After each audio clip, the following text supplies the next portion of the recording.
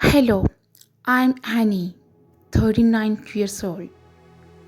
If you have ever been underestimated by your own family, if someone made you feel small for chasing your dreams, hit that like button, subscribe because this is the story of how I went from the family embarrassment to the person who held all the power.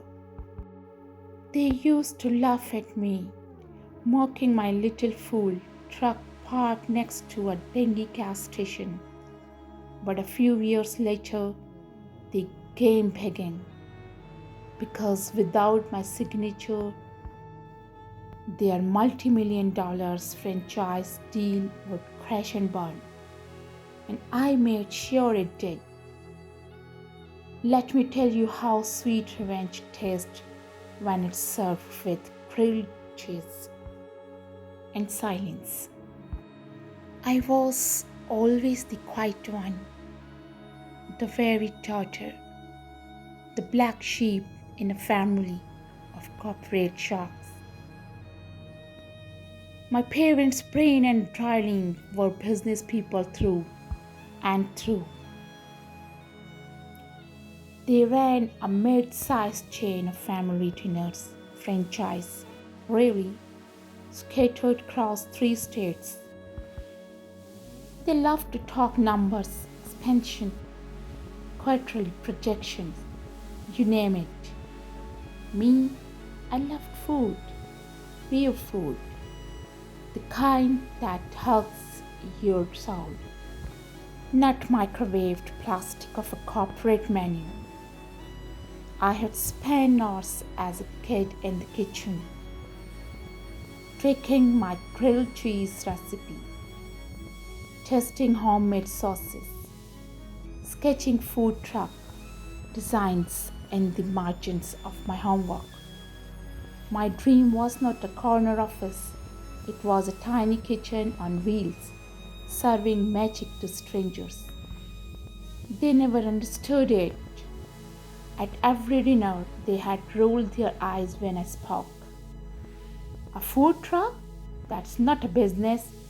That's a midlife crisis on wheels. My father once said,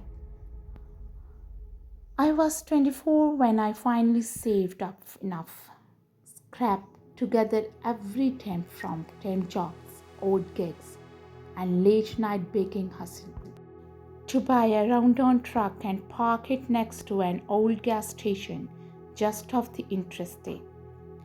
I called it multi-magic. The first time they visited the truck, it was not out of support, it was to laugh.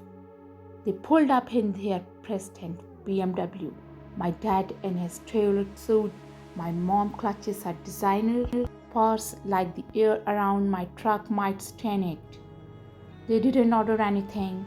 Instead, my mom took a photo of the truck and said, at least it will make a funny story at the next board meeting.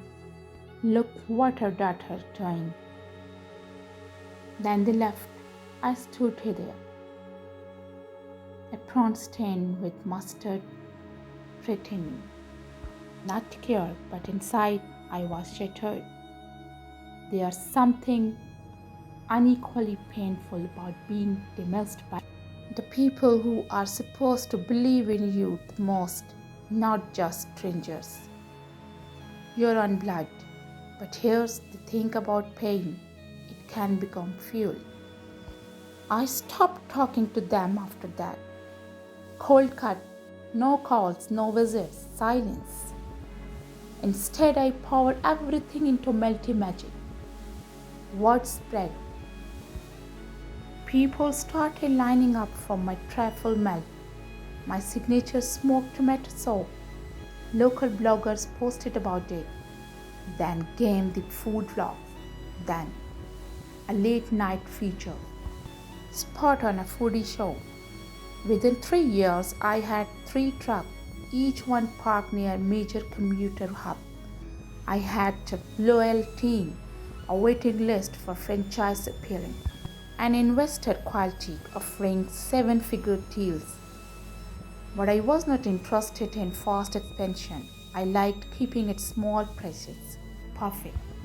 But the best part, that same gas station where I parked my first truck, I bought it quietly through a trust nobody knew.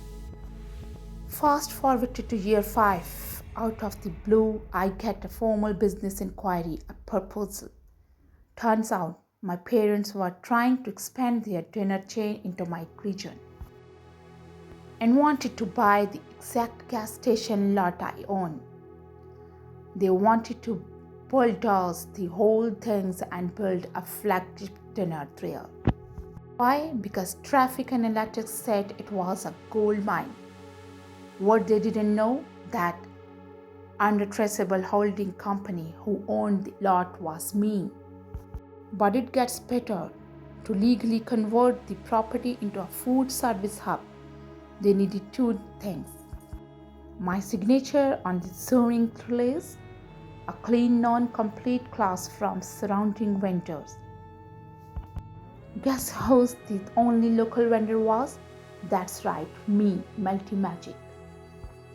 They requested a meeting. I walked into their corporate office, first time in 6 years.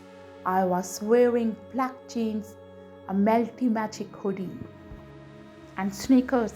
They didn't recognize me at first. When they did, their faces dropped.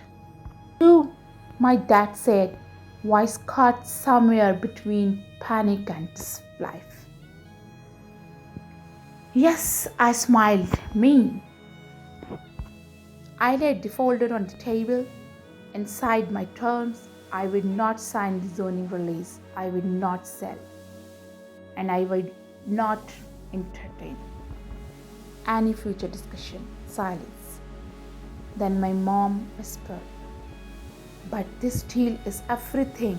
I leaned in and said, "Funny, that's exactly what my food truck was to me, and you laughed." They lost the deal. Word got around in the business community. Whispers spread they had disrespected a local vendor, a now famous vendor. Investor pulled out, the expansion halted. Meanwhile, Melty Magic doubled in value overnight. And my favorite part, I still run that original truck. Because I have to, but because I love it. Some betrayals never gets fixed, but sometimes the best revenge is not about yelling louder. It's about building something so good. The people who doubted you end up choking on their words. If that story gave you chills, hit that like button and tell me in the comments what would you have done if you were in my shoes, and if you love justice as much as grilled cheese. Make sure you subscribe because more stories like this are coming every week. Thanks for watching. Don't forget to subscribe to my channel. Keep watching.